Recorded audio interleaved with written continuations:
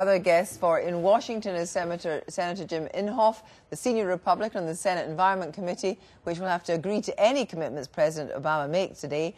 And after delaying her flight to see through the negotiations in Copenhagen is Chang'e Wu, an expert on China's climate change policy. First of all, Senator Inhofe, good evening. Apparently there will be no international oversight, no peer review of any emissions by any country. It's only national statistics. Is this a cave-in to China by President Obama?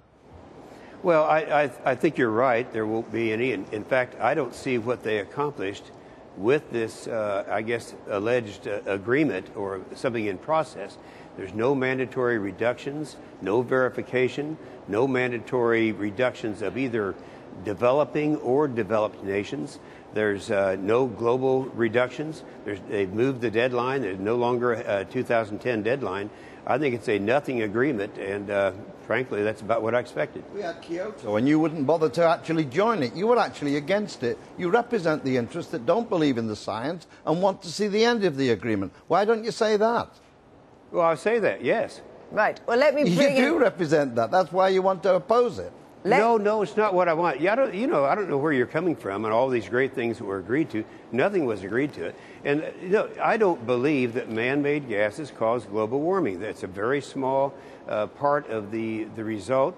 And 2/3 of the people in America, according to a poll that was in the Washington Post this morning, agree with me. Well, of course, you're over there with all these people who are just beating the drum. You're participating in the group therapy, and you're a believer. That's fine. We have a difference of opinion. Well, let's hang on a minute, please. Hang on a minute, please. 190 countries. John Prescott, how can you dismiss them so easily? John Prescott, I'll come back to you in a moment. If this is group therapy, I'd very much like to bring our Chinese guest in.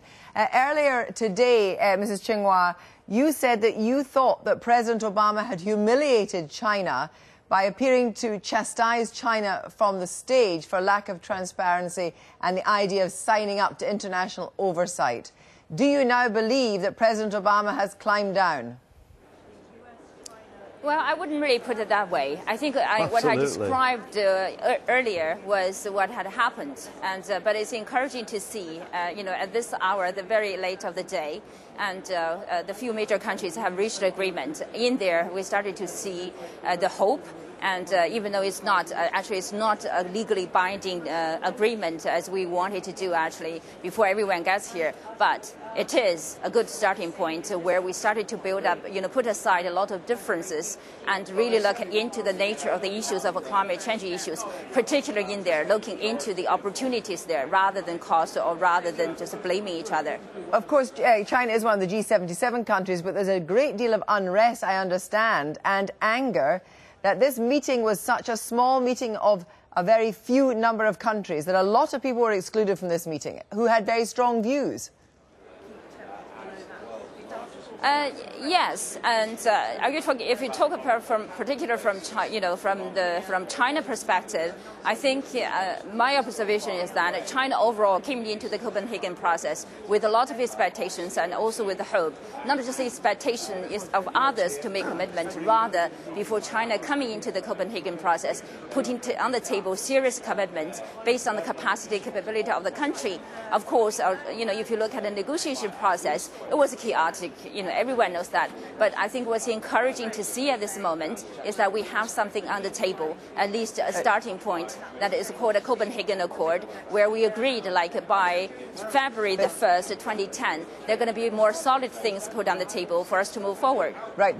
Paul Mason, very quickly on China. What was the chance of international oversight and transparency in terms of China? The problem in China is that even today there are illegal coal mines in China. Leave aside, can we measure their carbon emissions? Journalists who try and cover those illegal coal mines are subject to repression. So when Obama raised the question of how do we know what they are doing, this is not just some kind of negotiating position. It's something that the Chinese government does have to answer in this negotiation. And is that something, John Prescott, that concerns you, that it appears to have given way on any international oversight? Well, I think there's been genuine movement towards an agreement, but you could never get the legal agreement. I told you this last time. We will now go into further negotiations, exactly as we did at Kyoto. It's the same process. And we will see movement. And as the lady said, there is movement there. So not the people here commenting outside who have not been in the conference and get the kind of feel of it. So as far as EU rapporteur is concerned, this looks like, does it, a deal that you could sign up to? Well, I'd like to see the details first. I'd like to know whether Europe has gone for its 30% emission. I mean, that's an important point. The possibility, they may argue,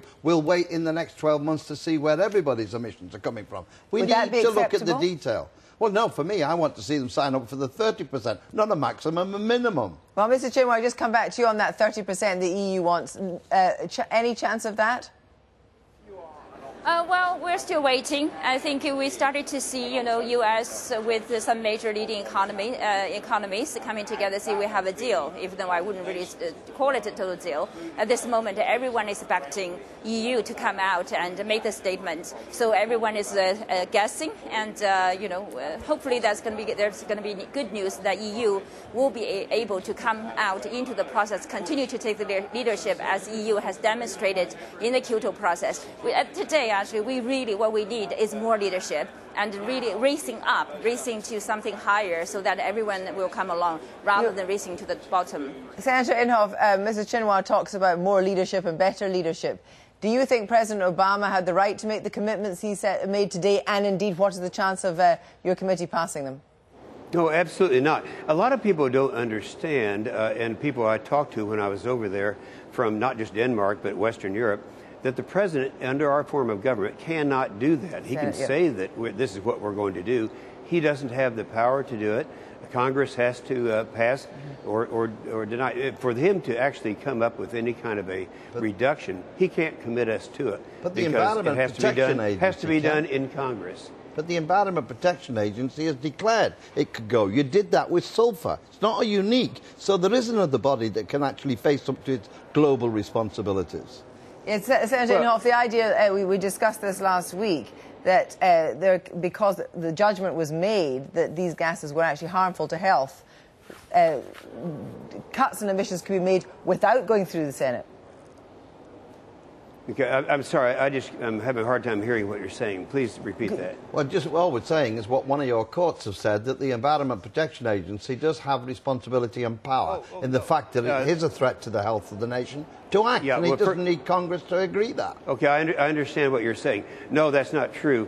The Environmental Protection Agency can have a declaration, and they have done this, an endangerment finding.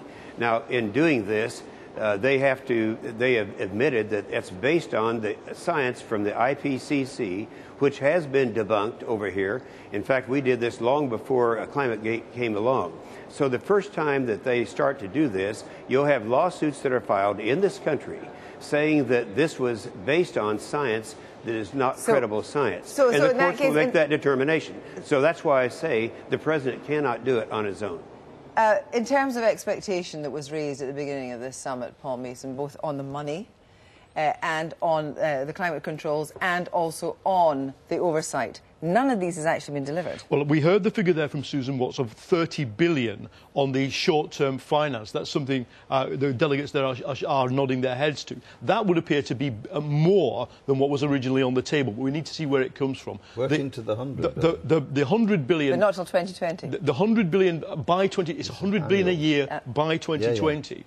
The quibble that the developing countries have is where's it coming from and who controls it. And again, until the detail of that 7-page document comes out, you just have to, as John says... Gordon Brown said in that brilliant speech what he said, that will start from the 1st of January 2010, and that's 2 years before the end of Kyoto. So some efforts, and taking into account Africa, that the money is there for the adaptation, mitigation programs, which is part of this agreement.